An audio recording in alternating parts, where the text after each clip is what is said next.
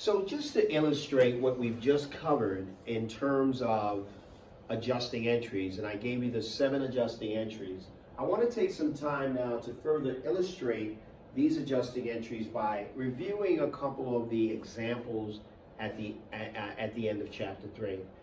Today we're going to cover 3 examples: E3.8, E3.9, and E3.11. We'll take these 3 examples. I will walk you through them, which will help you to identify the 7 adjusting entries that we covered to show how we adjust for time. Remember, the key in adjusting entries is to adjust for the time period of the financial statement that is being prepared. The time period of that statement requires adjustments to certain accounts so that we have the accurate reflection on those financial statements of what those account balances should be. That being said, we now go to example 3.8. ABC Company received a $30,000 note receivable. A note receivable, not a note payable, but a note receivable. That means ABC loaned someone some money or provided services for someone, and that someone didn't have the ability to pay, so they gave them a note. ABC now has a note receivable where they expect to receive the money for either the services or the money that was loaned, and as a result, they have to accrue interest on that advance. So there's a note receivable for services for a client. The note bears 5% per year. The note will be paid off with interest on September 1st, 2000 X1. Started in June, it'll be paid off in full in September. ABC Company's year end is December 31st each year. They adjust their books monthly. I'm going to stop right there. This is very key. If you adjust your books every month, then you're going to do an adjusting entry how often? Monthly. You're going to monthly prepare an adjusting entry that is going to record the apportionment of that interest related to this transaction. Then in the aggregate between, according to this problem, between June 1st and September 1st, you're going to add the aggregate of those monthly adjustments to record the amount of total interest that you have recorded. Going forward, what adjusting entries are required on June 30th? That's a month from the beginning of the transaction.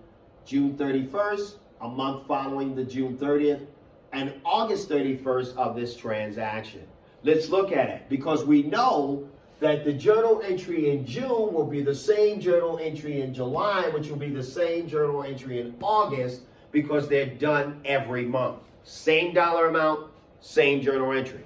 Now, if you remember, out of the 7 adjusting entries that I covered, one of them dealt with interest expense, interest revenue. And I said if it was interest revenue, the journal entry for this particular item for interest revenue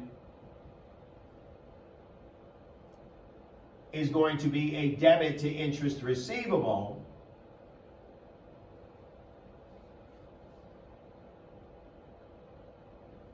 and a credit to interest revenue. The same journal entry, guys, is going to be made every month. In the month of June, in the month of July, and in the month of August. This same journal entry. The question is, how much? And you remember, when you go back to the video and review it, to calculate the dollar amount of the interest, we have to use principal times rate times time. Let's look at the problem. The principal amount of it is, the principal amount is $30,000. The interest rate is 5%. The time, okay, now if it's done monthly, the time is going to be over 12 months. And we're going to show, and I'm going to prove this to you. The time is going to be over 12 months. So what we're going to do is we're going to say 30,000 times 5%, and we calculate that out, and the 30,000 times the 5% will give us $1,500. That is the annual interest. But if we divide that by 12, we get $125 per month.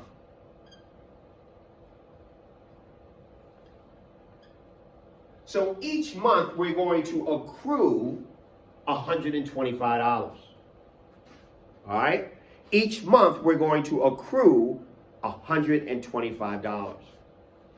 So the journal entry is going to be a debit to interest receivable of $125 because it's a monthly journal entry, and a credit to, I'm sorry, I had that backwards. No, I have it right. I just put it in the wrong place. A debit to interest receivable for $125 and a credit to interest revenue of $125. So that journal entry will be recorded in the month of June, July, and August. The second part of that question is, what is the entry needed to record the receipt of the payment of the principal and interest? Now, as of September the 1st, remember, September the 1st is the same as August 31st. September the 1st is the same as August 31st. September the 1st is the same as August 31st. So at the end of August, we did this 3 times. We would have had June's 125, July's 125, and August's 125, for a total of $375 in interest earned. So now, if we were to apply principal times rate times time, and this is how you can prove it, if we would go back and apply the 30,000 times 5% times the time, which is really 3/12, 5% is 0.05, by the way, guys, times 3/12, guess what we get? You'll get 375. Do the math on your own. I don't have time to do it in this video, but if you do the math, you'll see that 30,000 times 0.05 times 3/12 will give you 375. All right? That's how we do the principal times rate times time. But because it's done monthly, you use 12 months as your denominator, and it will be the same journal entry for each of those particular months. So now we are getting all of our money back. So in this problem, they ask us to do the journal entry to record the payment that we would have received and how we record the repayment of the money that we advanced. So we know we're going to get 2 things. We're going to debit cash for 2 items. The first thing is we're going to get that $30,000 back. And then the second thing we're going to get back is the $375 in interest. So our cash total is going to be $30,375, which was our $30,000 principal and our $375 in interest earned. We're going to credit or reduce the note receivable for the $30,000, and we're also going to credit the interest receivable, taking it off the books because we don't expect to receive it anymore, of $375. The reason why we're not touching the interest revenue is we already recorded the accrued revenue for the period, which goes on the income statement. The receivable, however, has built up every month for 3 months by $125. Now that receivable at the end of August will equal $375. Let's take a look at that T account for the receivable.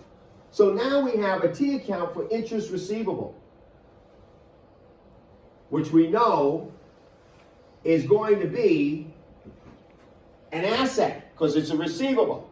So now on June, we got 125 that went in it. On July, we got 125 that went in it. And in August, we got 125 that went in it. If we were to do an account balance for interest receivable for August 31st or September 1st, we got 375 in interest receivable. But guess what? Now, we received it on September 1st. Therefore, we got to close it out. That's why we are crediting it for 375, thereby giving us now a new account balance of 0 with this closing entry. All right? That's how you answer that particular question. Let's move forward to the very next question in this particular chapter, which is 3.9. 3.9 gets us into a little different dynamic, where 3.9 helps us to look at recording a transaction for fees. Fees that we earned, but we have not collected. That should ring a bell. We earned it. The minute you earn something, you immediately jump up and down, scream, shout, and say, I got a revenue.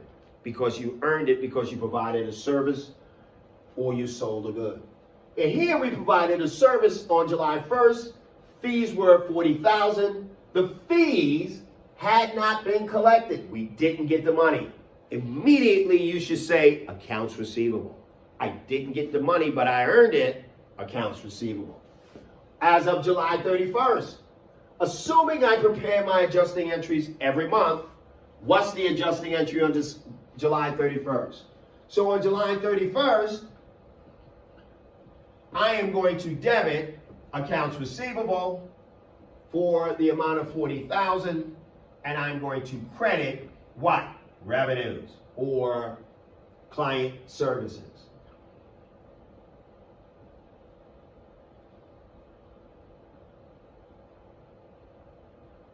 For $40K.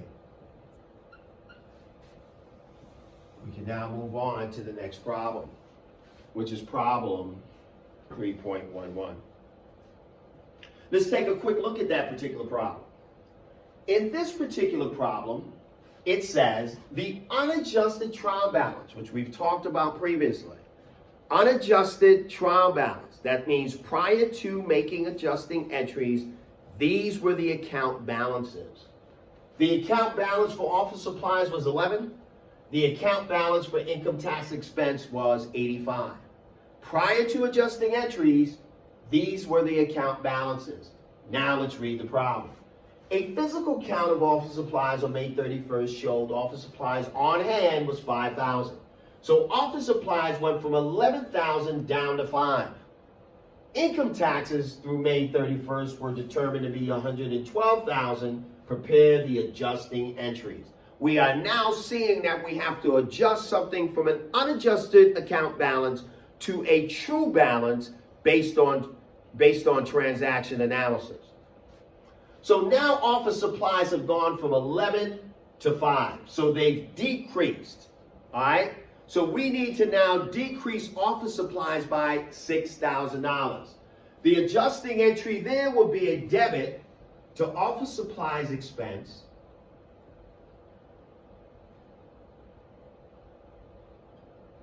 of $6,000 and a credit to office supplies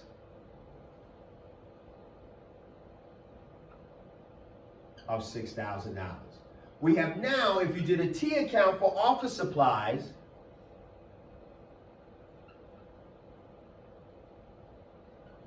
it started out with 11,000. All right, you determine that the new balance now should be what? $5,000.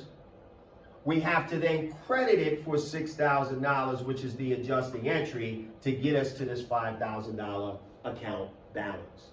That is how adjusting entries work. Let's look at the next problem. The next problem now works with income tax expense. And what we're going to do with this particular problem is we're going to look at how does this income tax expense thing work. Well, if we look at this thing according to the problem indicates that the unadjusted balance in income tax is 85 and it is now increased to 112. It started out at 85 and it's now gone up to $112,000. Therefore, there's a difference of $27,000 that income tax expense is increased. The journal entry for this would be a debit to income tax expense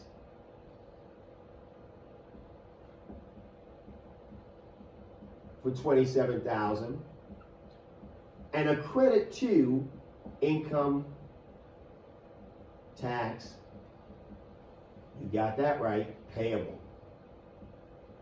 $27,000. We haven't paid it. It's a liability. We have to record it as an income tax payable. This is the process that you need to pursue as you are doing and reading and making adjusting entries. Remember, you adjust for the time period reflected on the financial statements. You adjust balances to the reporting of that financial statement period. We've shown you how to do it. Continue to do these exercises, and we'll talk more.